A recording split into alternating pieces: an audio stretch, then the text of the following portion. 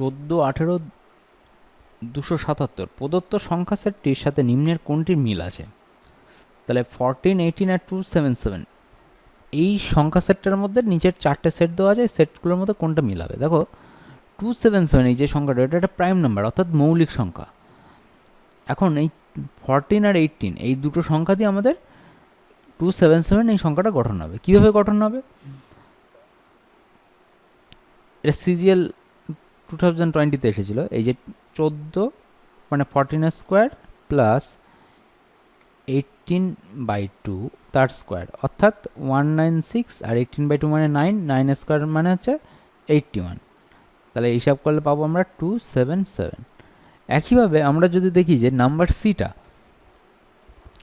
সিতে যদি দেখি, নাম্বার সিটাও ঠিক একই প্যাটার্নে 5 to 1 তৈরি হবে। আর 5 to 1 হচ্ছে আমাদের একটা প্রাইম নাম্বার অর্থাৎ মৌলিক সংখ্যা। দেখো আর অন্যগুলো কোনোটাই মৌলিক সংখ্যা নয়।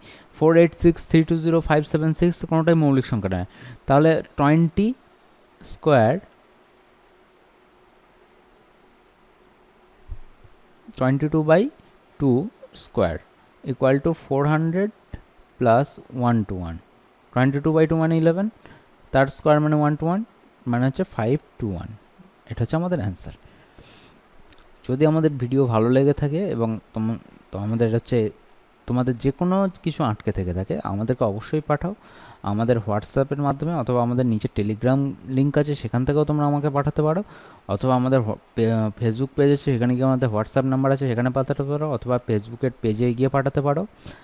আমরা তোমাদের কোশ্চেন অ্যান্সার ভিডিওর মাধ্যমে আমরা দিয়ে দেব। এবং অবশ্যই আমাদের চ্যানেলটিকে লাইক, ফলো, সাবস্ক্রাইব করতে ভুলো না। এবং তোমার যে কোনো কোয়ারি সেটা আমাদেরকে কমেন্ট সেকশনে কমেন্ট করে জানাতে পারো। এবং যদি কোনো অঙ্ক আটকেও থাকে সেটা কমেন্টের মাধ্যমে আমাদের চ্যানেলে আমরা করে দেবো।